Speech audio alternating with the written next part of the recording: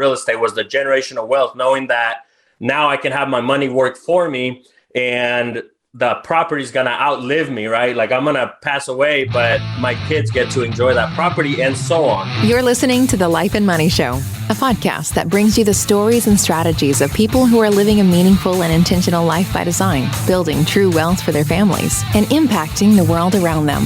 And now here are your hosts, Annie Dickerson and Julie Lamb. Hey, everyone. Annie Dickerson here together with Julie Lamb. Julie, how are you today? I am doing fantastic. How are things over there in the Dickerson household? Oh, good. But, today I was thinking, I got to tell the audience this story. All right. Okay. I got to set it up for the audience because I think it relates to the show today. Okay. So, all right. So a few years ago, you'll remember this, Julie. We were at a conference together. And at this point, we had partnered up and for a little while, but we didn't have much of a chance to talk about our personal lives, growing up, all that stuff. So, all right, listeners, this is what happened. So Julie all of a sudden pops up this word that I have never heard before. She's like, back in the day when you'd go and get a casingle. I'm like, what the heck is a casingle? I'm like, is that like a food? She's like, what? You don't know what a casingle is? How old are you? And that was the moment we realized, wait a second, did we grow up at different times or did we miss each other somehow? It relates because, right? We were in a hotel room in Boston. We were at the Ultimate Partnering event. And yeah, you guys, this was the moment I realized that Annie is a young buck. And I was like, whoa. What do you mean you don't know what that word is? Oh, man. And then pursued the rest of the evening, understanding that Annie grew up in a totally different generation from me. And suddenly it just changed everything. You guys totally just changed. Yeah. But then she proceeded to ask me, wait, do you know Tower Records? Yeah. Do you know this? Do you know that? I'm like, right. That's what I mean. Then pursued the rest of the night. I'm like, oh my gosh, where's the line? Are you that doesn't know what a casingle is?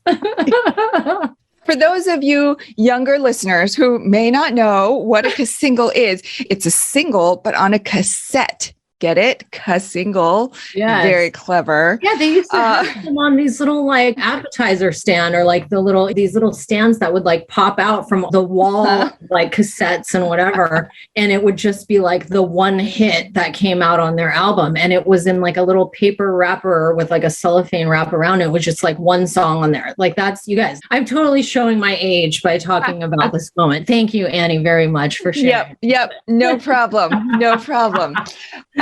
So anyway, so the reason that story came to me is because for the first time ever on the Life and Money Show, we are interviewing a celebrity rapper, Dha Kidd, and we talk a lot about not only real estate, but we talk about music and his amazing, very inspirational story where he grew up with next to nothing in El Salvador, then came to California and eventually Nebraska, and how he discovered hip hop and fell in love with hip hop along the way, and how it really changed the trajectory of his life for the better. And then along the way, how that then led to him discovering real estate. It's really quite a phenomenal story.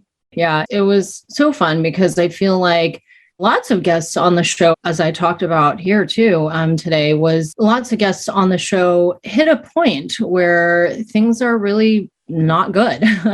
And it's almost like you have to hit that point where things are not good to be in a place where, okay, well, what can I possibly do from here? And you're willing to almost try anything because things are so bad. And it wasn't that necessarily that things were so bad. It doesn't sound like necessarily family life. It's just his environment and where he was and the things that he saw.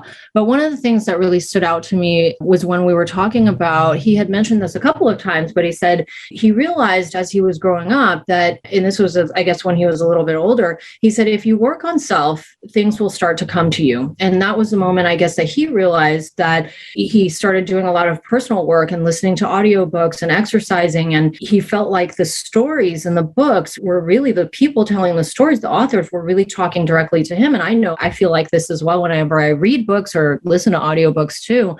But it's so true because when you're working on yourself, suddenly it seems like all of these things are coming to you, but really it's just your eyes are being opened to a whole new world. And it's like the first time when I read Rich Dad, Poor Dad, and I was like, oh my gosh, this is crazy, right? So he started really shifting the beliefs that he had by reading and listening to all of these books and whatnot. So such an inspiring story. We got to talk about his book, The Power of Being Uncomfortable, and all of that too. We talk about that here as well, right? I always say that success is just beyond your zone of comfort, right? And it certainly has been for us as we've ventured off into unknown lands over the last almost coming up on 4 years here. And it's been a wild ride, but for sure stepped out of our comfort zone in many different areas and continued to do so. And that's where the success and the fun is. So yeah, such a fun episode. Absolutely. Oh, yeah. From singles to Run DMC to record labels to the power of being uncomfortable. We cover so much ground in this episode. And Billy Dha Kidd even shares a sample verse with us at the end. So be sure to stick around for the whole episode because you guys are going to love it. Hey, for anybody who is listening who might be new to the world of real estate, a great place to start is to grab a copy of our book. It's a great complement to this podcast and everything you're learning here. It's called Investing for Good, and we have a free hardcover copy for all of you. Just go to goodegginvestments.com/book. All right. With that, let's dive into our conversation with Billy Dha Kidd.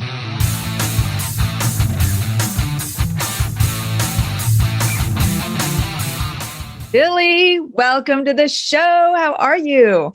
I am doing amazing. Thanks for having me. I've been looking forward to it. So I'm super excited to dive in. Yes, us too. Billy Dha Kidd, Lord of the Land. We're thrilled to dive in with you today. Now, Billy, most people know you for your rapping skills and have you give us a little bit of a demo here in a bit, but few people know that on top of that, you're actually quite a successful real estate investor and entrepreneur as well. But before we dive into all of that, I want you to take us back earlier in your life, before you discovered real estate and even before you got into the world of rap. Now, as I understand it, you grew up in El Salvador and you were used to having no running water and no electricity. So tell us a little bit about your early life and some of those challenges that you and your family faced. Yeah, and I like to tell that story because it makes me feel like when I tell my story, it pushes people to know like, hey, if I could do it, trust me, anybody can. And I like to start off by saying that a lot of people say, oh, I started from negative or from zero or nothing, right? But with me, it's like I start from negative 100 and I had to dig myself in to start from zero, basically. And the reason why I say that is, as you pointed out, being born in El Salvador, there was no running electricity, no water.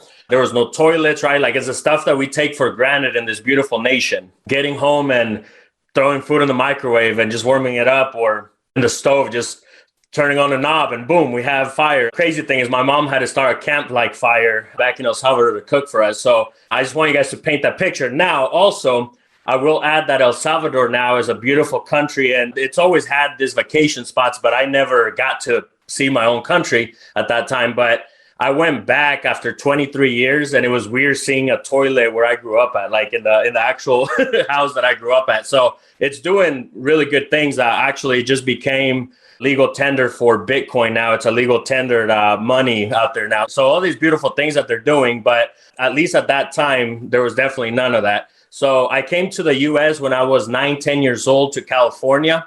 And in California, we lived there for a few years and my mom was basically up and down, and even moving to like, quote unquote, the hood in California was still nice to me because I had carpet, for example, I had toilet, I had all these, like I said, these little things we take for granted. Well, going up and down, even we lived at like a 2-bedroom apartment, for example, and 1-bedroom house, the full family. The other bedroom was me, my sister, and my mom. And at times we rented the living room to make ends meet. Well, you were house hacking. I love it. Yeah. And during that time, we ended up finding out about Nebraska through an aunt that lived out here at the time. And my mom decided to always up and down. So it was really nothing to make that decision. Like, you know what, let's go, let's try it. And sure enough, here we were able to afford a 2-bedroom apartment when we first got here. After we moved with my aunt for the first year or so, And then we ended up finding 2-bedroom apartment, which is a big deal to us. Now it was like, man, me and my sister are only sharing a room now. So that's kind of my story. And while here in Nebraska, since I never had any father guidance or male guidance overall, I always did whatever I wanted, really. I had that mentality of just, oh, nothing can hurt me on this. I know everything, right, at that age. And so I wasn't the best leader because I've always been a leader, even at that time. But I was leading my peers into negative stuff, right? Skipping school, and I can go on with the stuff we did. But at the end of the day, I started seeing that a lot of my peers were either getting locked up or even worse, right? And I realized I'm like, my mom has done all this for me. Like, why am I doing this, right? So that's when I fell in love with hip hop. And I started to actually record myself at that time. Or actually, I bought the first studio time when I was 16 years old at that time. And I realized that the more I got on this mic, the better I felt inside. So it was like therapy. To this day, people ask me, are you still rapping? And it's like, I'm going to need therapy for the rest of my life. So yes. Hang on one second, Billy. I need to paint this picture for me. So you fell in love with hip hop. I need to know, because I'm a huge hip hop fan. Ooh. Tell me, what year was this? Paint the picture so I know. Let's see. So it was actually early 2000 when I moved to Nebraska. Okay. So I graduated in 2006. So basically, the funny thing, I write about it on my book, The Power of Being Uncomfortable, and the chapter is about growth. And the funny thing is that at that time, I was stuck in like the 90s hip hop, for example. Oh, the 90s is the best thing, right? And now I took that music for granted, all the early 2000s, right? You got the Ludacris, Eminem was huge at that time. And honestly, I get some feedback, sometimes negative feedback from saying Eminem is one of my favorite rappers. It's probably my number one rapper. Oh, wow. Okay. Did you watch the Super Bowl? Yeah, you must have seen that. That was like an amazing performance with Mary J. And, you know. Oh, my God. Honestly, I was like, it's funny. I'm sure you saw all the memes like with the kids. I'm looking at my kids like, yeah, what? I know. I was totally sitting there with my kids and my husband. We were like, oh my God, this is like totally taking it back. Anyway, okay, got it. You can continue. I just had to the audience who listens to rap and hip hop, you know that there's always these eras and these times. You're a little bit younger than me, so you're into a little bit newer stuff day and age. But anybody who's into music, there's always a time frame, right, of certain artists that are popular. So I love that. Okay, go on. Yeah. No, and I love that you brought that up because hip hop has this like shadow over it that people think it's negative, right? And the reality is that if I wouldn't have found hip hop at that time, I don't know where I would be, right? Because like I said, hip hop, whether it was listening to it or when I started recording, I felt this therapy, right? That I'm like, oh, I can relate to this artist. So really, that's my argument. It's like hip hop saved my life. Like I probably wouldn't even be here, right? Like, so it was definitely a blessing for me. Now, I actually ended up recording my first album and I released it. And it was actually released right when I was a senior in high school / graduating and getting out of high school. So when I did that, I actually ended up signing a record deal, and it was through Universal Music Group, which is a big deal. Like they're one of the biggest companies out there, but there was a middleman, there was a record label in between. So they did the distribution for me. And at that time, I'm thinking, oh my God, this is it, right? Like I've been fighting all my life for this. It's time to shine and to help my mother and change my generation. Well, I was wrong because the record label did not come through with the stuff that they had promised. And it was like little stuff like, hey, we're going to do a couple music videos for this album. We're going to fly you here and do a show, a promotion here, release party, all these different things over the phone that me being a young buck, I was like, oh man, I'm excited. But it also taught me that I had to make my own moves. I had to take action. So what I did is once I found out they weren't coming through, I actually just started my own record label. I'm like, you know what? Let me start my own record label. I'm already selling these CDs in the streets, right? Like I was out there, I would park at a Walgreens, Walmart, different public places with a van. I had it wrapped up with my logos and stuff. And I was selling $10 CDs, shirts, whatever. I knew there was a business around it. You were hustling. Yes, exactly. Yep. So I knew there was a business around it. I would come home making more than what I did in a week at a job. So I'm like, in one weekend, I made this much, or 2 weeks. So I molded a business around it. I started my first LLC, and it was very scary, but that was my college. That's what led into what I'm doing now. I literally just copied and pasted what I learned with my record label. So interesting. So I love that story of how you you discovered this thing that not only could blossom into this business, but also helped you personally. And where you started at that negative 100 to that 0 to 100 and beyond, there was a lot of hustle, a lot of grind, a lot of just trying things. And I'm sure that in the world of hip hop and rap and the world of real estate, there was a lot of parallels there. So things were going well. Maybe this deal had fallen through, but you took it into your own hands. Well, first, tell us a little bit about what were you writing about? Were you writing about your life, or what were some of those things that you were rapping about? Great question. And it's a great question because at that time when I was a teen, I mean, I listened to some of the stuff now and I'm like, whoa, like something was wrong with me, right? Because that's what I was seeing, right? And I'm not going to sit here and tell you I was perfect, but yes, did I rap about a gun? Yes, because I saw those things, right? And now the growth has been more. And the funny thing is, even if you listen to that first album, there was still some type of motivation on it. And it was my first album.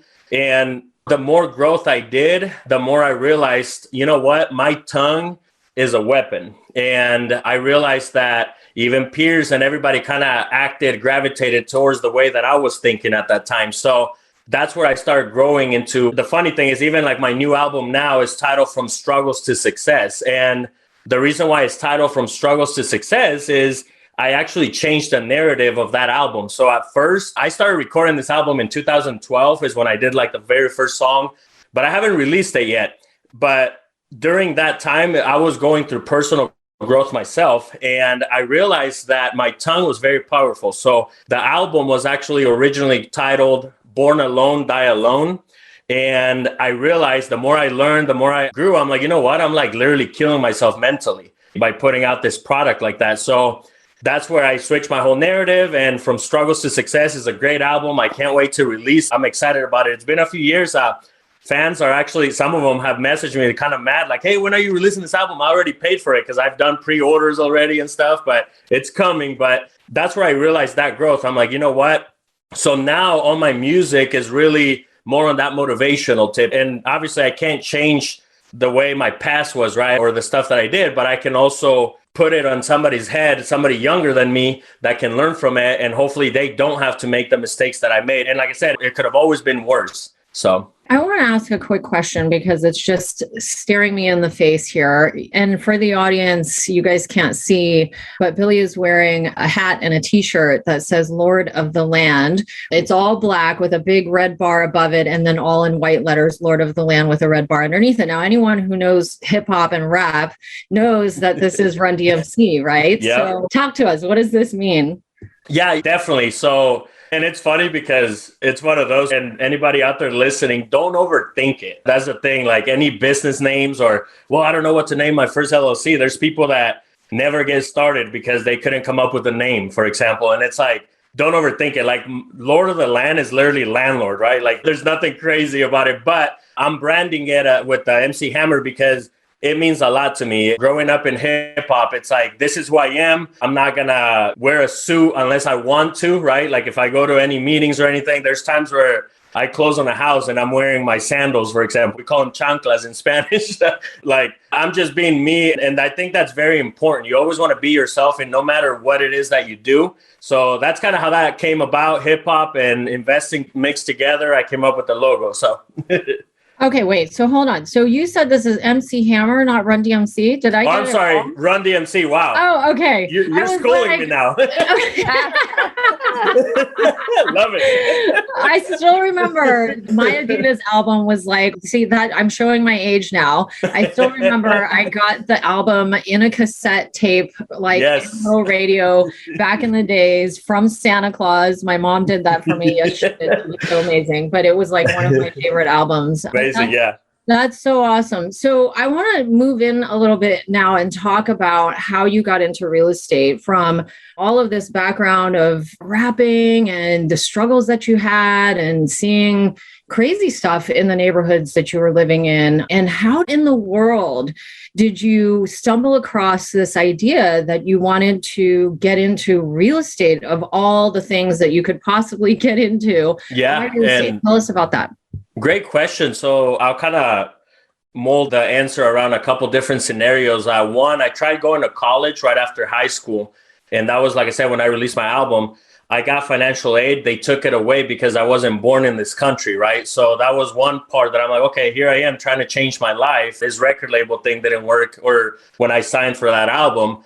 So then I had to drop out of college. And at that time is when I took this music thing serious. I'm like, okay, LLC, let's do this. And at that time, I'm a big believer too that things come to you. Like if you work on yourself, things come to you. And in 2012, to be exact, rest in peace, Pancho and DZ, we were out doing a tour in Texas. And the car that we were in rolled over 8 times. The driver fell asleep. It was an accident. And my producer passed away. And then a friend of mine that kind of just supported me in everything that I did. That was the first time that I ever thought about quitting. At that time, I fell into this negative bubble that, depression, you name it, whatever negative thing. But also that's where I learned that it's all in your head.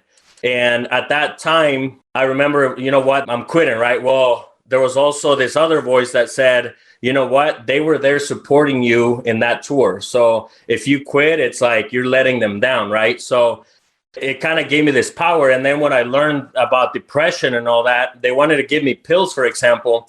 And when I learned that it was all mental, I'm like, you know what? Like I've always been mental. So I know I'm strong, but I didn't know not even 10% of what I know now. So that's what made me kind of to get into studying. And I started listening to audiobooks in 2013, 14 is when I finally got on that. I started doing my runs, and that changed my life. And I realized that all the books that I was listening to, it felt like they were speaking to me. It felt like, I'm like, wow, like I've been doing this wrong. Or actually there's a formula to success. Like I opened this whole world. And the crazy thing is, as soon as I started working on myself, things started coming to me.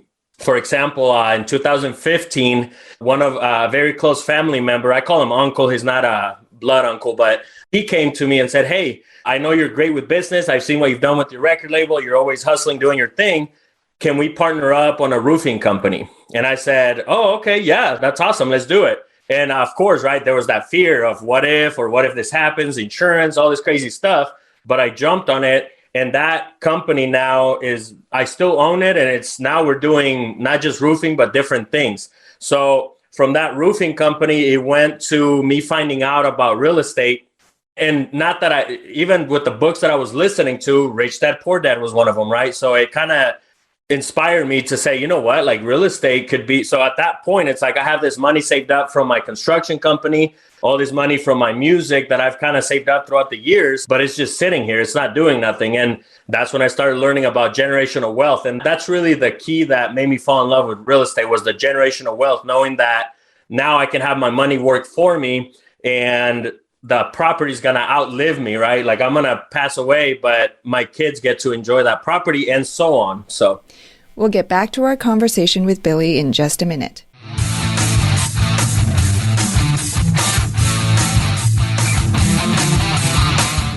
Have you been thinking about investing in real estate, but aren't sure you have the time or the desire to manage the investment? Perhaps you're afraid, like we were, that you'll make the mistake of choosing the wrong market or the wrong team and lose your entire investment. Well, that's exactly why we created the Goodegg Investor Club. We do the work of identifying solid real estate investment opportunities in the best markets around the country and then partner with you to acquire these investments, and then we'll all share in the returns. We'll identify the growing markets, strong, experienced teams, and the solid deals. We do all the heavy lifting of managing the tenants and the renovations, and as a passive partner, you get to enjoy all the benefits of investing in real estate: monthly cash flow, long-term appreciation, and the ongoing tax benefits. When we first discovered passive investing through real estate syndications, we realized it fit perfectly into our busy lives. We could put our money to work for our families, work less, and get more time back in our days so that we could focus on what matters most and discover our true passion and purpose in life. We've now helped hundreds of people invest passively in real estate syndications and are seeing the positive impact it's had on their lives. We invite you to partner with us by joining the Goodegg Investor Club today so you can start putting your money to work for you and get more time back in your day, because we know that when people have more time in their days, they can do the true work they were intended to do, and the world will be a better place. To sign up for the Goodegg Investor Club, go to goodegginvestments.com/invest and we'll take it from there. That's goodegginvestments.com/invest.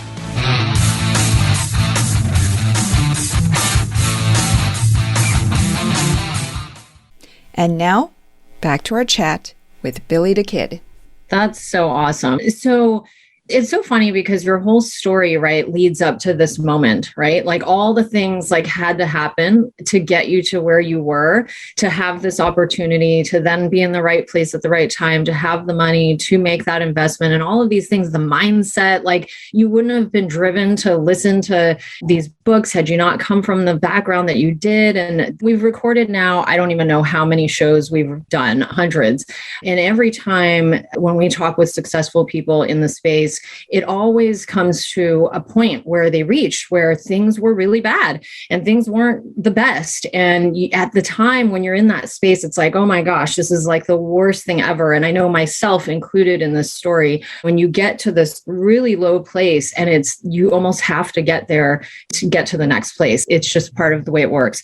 So, and I love what you said about that you started listening to audiobooks and you felt like they were talking to you. Annie and I, we read a ton of books. We read it with our staff and our team. And it's such a powerful way because we're being trained constantly every day to hear all these messages about the way life is and how to save and how to build wealth and all these things.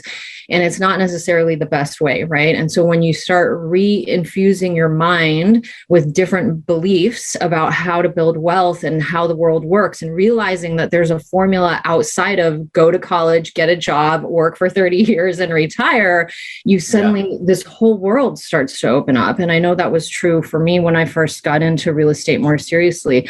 I love that you shared that because I think it's so important for people. And I'm a huge advocate about that. I love that because even with my kids, I tell them, I'm like, hey, you don't have to go to college. And even like my 14-year-old sometimes will make a joke where she'll be like, hey, did you do your homework? No, I haven't. But you tell me I don't have to go to school. I'm like, whoa. I'm like, hold on.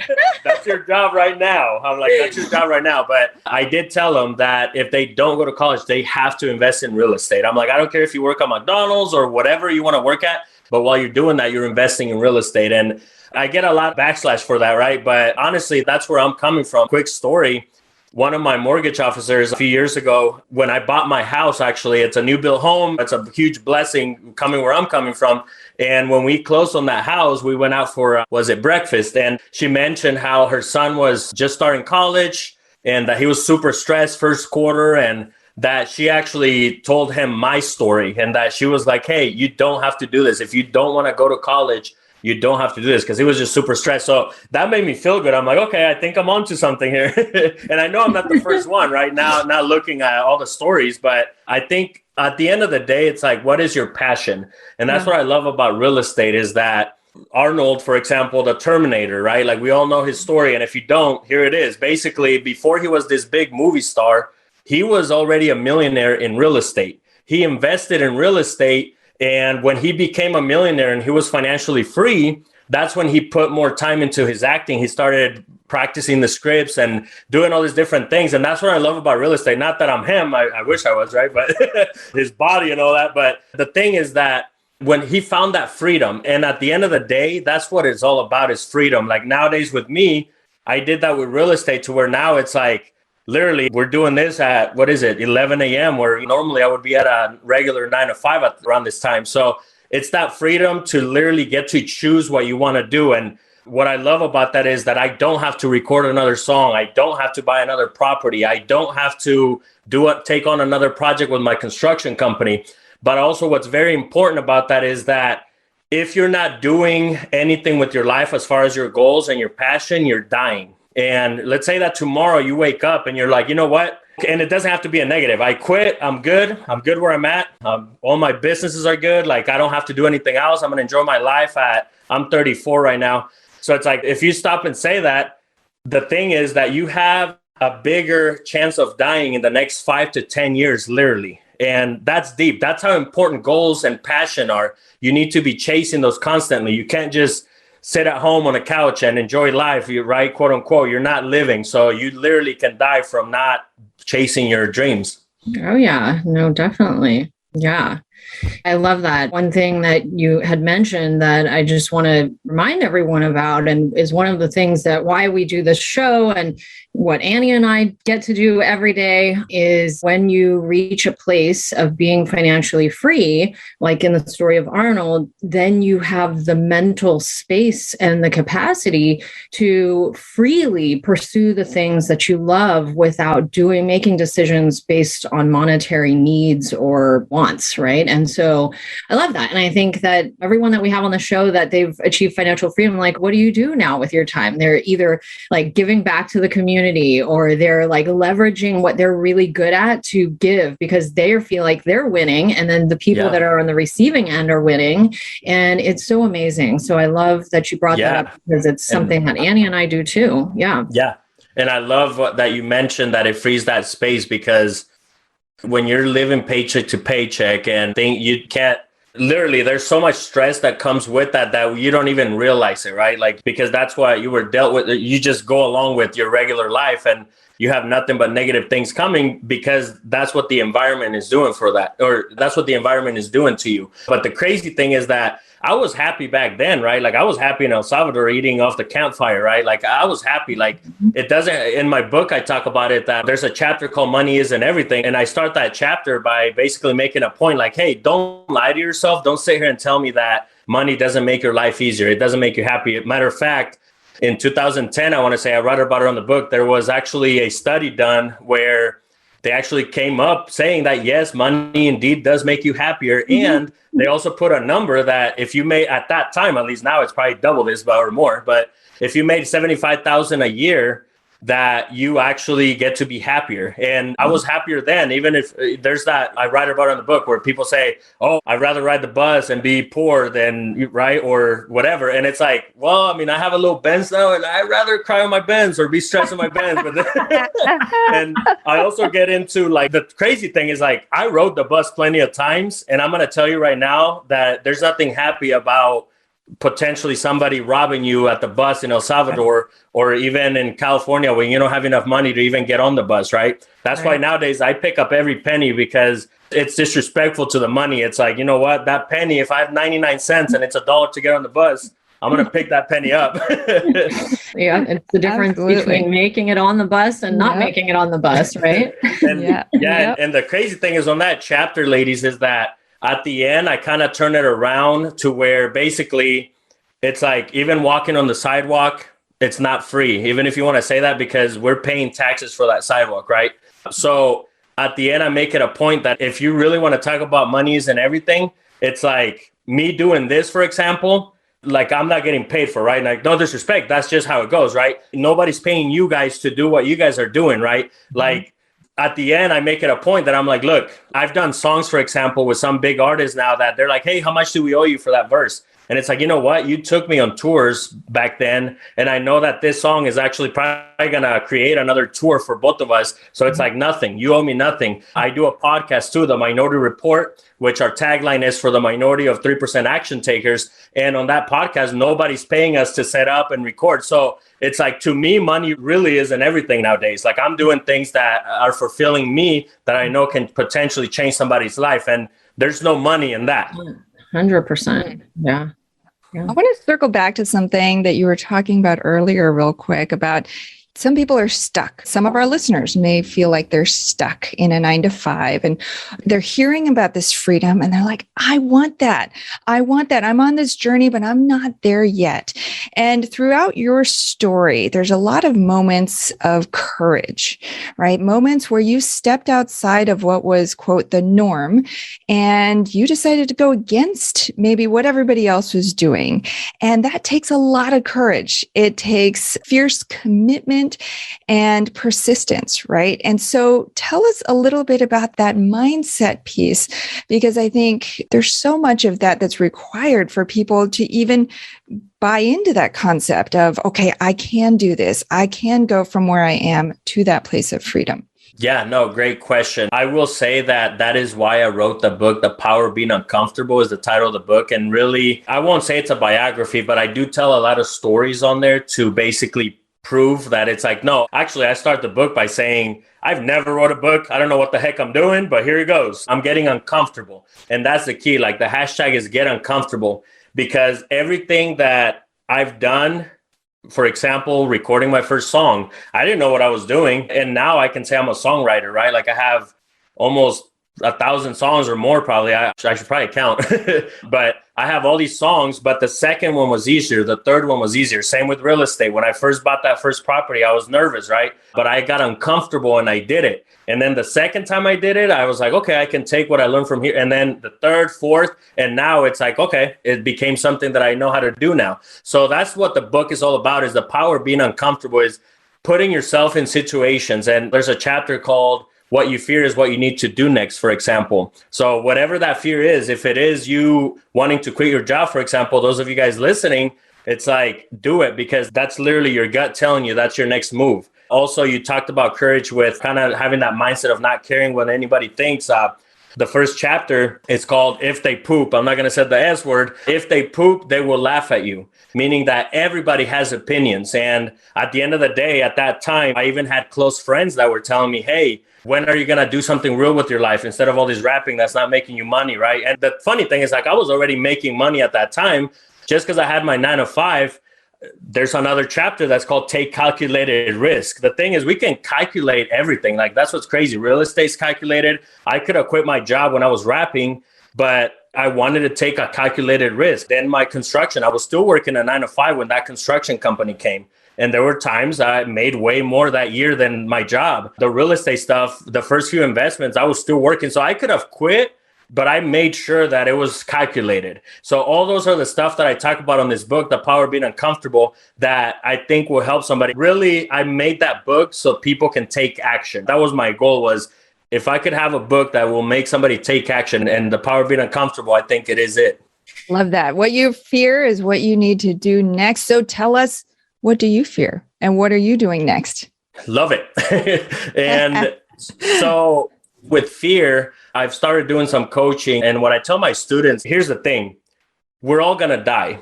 And I know it's harsh, right? But it's reality. Like, you have to accept that. It's like, we're all going to die. That's something that's for sure, like everybody.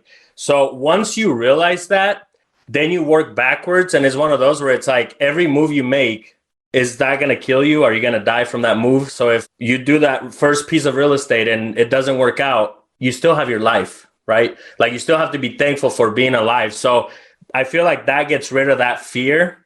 And once you start doing that, again, you start practicing the power of being uncomfortable. Me and my wife now, we even vacations, for example, we love vacations because it puts us in a place we've never been to before. So we're practicing this power. We're getting uncomfortable. Even renting the car or getting in the hotel room, like, all that is uncomfortable because we've never been there. But we love that because we know that it's growth. It's making us grow into that next thing. So with me, what's next is I'm going to just keep doing my music for sure. I'm going to keep doing the real estate for sure, construction, all that. But also I'm getting into more coaching now, I'm picking and choosing the businesses that I want to do. And for sure, I think a lot of the businesses will be related to real estate. We started a management company now.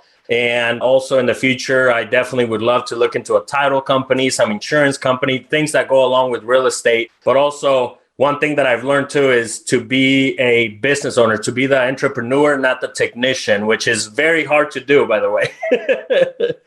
Oh, yeah, we've definitely been there. Yeah. All right. I love this. Now, before we get into the last part of the show, the Life and Money Show Spotlight Round, I need to ask you this question. Can you do us a favor, Billy? Mm-hmm. I'm going to ask you to do this, and you can totally decline. Totally decline. But I'm going to ask you, because this is the first time we've ever had a celebrity rapper on our podcast. And I would love to have a song or like a little phrase or like something that Annie and I can sing together at our next team retreat. Can you do a quick freestyle about Annie and I in syndications and real estate, something like that? Yeah, so I'm actually going to do, here it goes. I'm going to do this quick verse. It's actually, I made a song for The Power of Being Uncomfortable. Okay. And it goes basically, all about action, gotta chase your passion. When you do what you love, it'll bring the cash in. Invest in yourself, the best ROI, double up. Make it multiply. Something like that. Love it. Hey, there we go. Annie, we need to wrap that at the next team retreat. All right. Got it. We'll record it for you, Billy. We'll send it to you. Please do. I love it. I love it. Well, thanks for indulging me. All right. We're going to move into the last part of our show, the Life and Money Show Spotlight Round. We're going to ask you a couple of questions around life and money. So the first question is around your life and money. So what is one thing that you're doing right now to live a meaningful and intentional life by design? I think I'm going to go back to studying, learning. There's never enough growth. If you put learning and just studying and getting better every single day, I look at myself in the mirror and that's the person I want to be better than, right? As to where there's a lot of people, unfortunately, that I buy a truck, they want a truck. I buy my new house, they want a new house. And it's like, that's not what life is about. You need to look at yourself in the mirror and get better than that person. So that basically spreads over to my family. So because of that, I'm a better father. Actually, last night we were playing cash flow with my two girls, and that was the first time we did it, which shame on me. That was the first time we did it. But it's funny because all the stuff I talked to them about last night, it was nice to actually kind of put it together in that game. And my little one, before she went to bed, she's like, wow, Dad. She's like, I definitely need to get my life together. She had like 2 babies in the game, and she saw the money going down. And so that was actually amazing. I encouraged that. So I became a better father, right? By putting my family first, a better husband with my wife, better friend. So that would be my answer to that, is looking at that man and reflecting every day. Yeah, I love that. I have it up on my wall. I don't know if you guys know Steve Jobs' quote, stay hungry, stay foolish, right? Yes. And it's such a great reminder to me every day that as much as I think I know, or as good as I think I am, there's so much more to be known about, educated about, to learn about, that there's so much more growth, that I have personal growth as well. And that's a thing that I encourage my kids as well to think about, is personal growth, right? We talk about this at our family meeting every Sunday night. What are you working on? And sometimes the kids come to dinner and they don't have anything they're working on. I'm like, I don't care if you think you're perfect. We all have something to be working on, and you should have something to work on until the day you die. Love that. Love it. Love it. Better. Yeah. I love that. All right. Well, second question is around others' life and money. So what is one life or money hack that you can share that'll make an impact in others' lives right now? It's one that you've heard before. It's like, save your money. Like, I was working at Burger King at one point and I was saving my money. Matter of fact, like I said, even starting with my rapping, I was saving my money. I made a few thousands here and there, right? And it was like, I could have easily blown it out with brand new shoes or whatever, all these things that society tells you to. But it's very important to save your money. There's a difference between being cheap and being smart and frugal. And I think you need to get rid of that mentality. Like, if I don't do what that person is telling me to spend my money on, then I'm going to look cheap. And it's like, no, you're being frugal, because at the end, that will pay. So save your money. With my girls, for example, and this is probably to the extreme, because we know if you do 10, 20% of your money, you're good in real life. But with my girls, what I do is I tell them, hey, every dollar you're saving 50 cents. So whether it's Christmas, their birthday, or just sometimes I'll take them to do some stuff with me. Hey, you want to mow a lawn or this or that? And they save half of their money. There's literally, they have some money saved, and I share scenarios. Actually, even not going far with last night, there was some areas in the game where it said, oh yeah, you're a secretary and you have $300 saved. And my little one was like, whoa, Dad, I have more than that in real life. I'm like, exactly, because you're practicing saving money. So be frugal, knowing that you're going to get to where you want to get. And again, freedom is the key. That should be the ultimate goal, is freedom. Yeah. Well, going back to your story, not that you wouldn't be in real estate or you wouldn't have had it, but the opportunity came because you saved and then you were able to invest in your first property, right? Because you had money saved from your businesses that you had done. You didn't just, like you said, blow it on cars and shoes and whatever you wanted to, but you actually had a pot of money that allowed you to get into real estate when the opportunity came along. And I love that. Growing up, my mom always taught me to save. The problem was she never taught me about the second part of the equation, which is investing, right? And so we all here understand now that it's about saving, but then there's a second component to that as well, which you talked about earlier about how your kids have to invest in real estate. And that's an equation, part of the equation to being successful and happy, I believe, in life. So for sure. Yeah.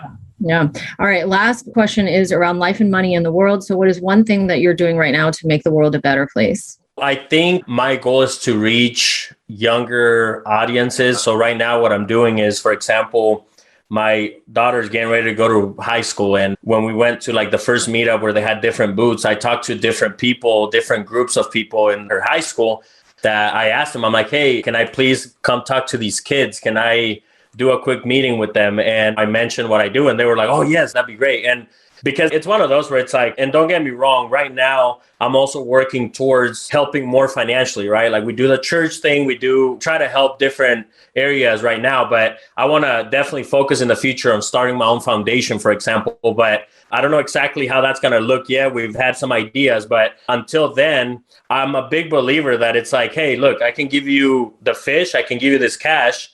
What are you going to do with that fish? Once you eat it, it's gone. And now it's time, you're back on that same wheel. So I think it's very important to teach these people, especially when you're young like that, because if I would have learned everything I know now, I would have definitely be further in life at this point. But that's what I'm doing, is kind of giving back with knowledge and with the podcast and all that.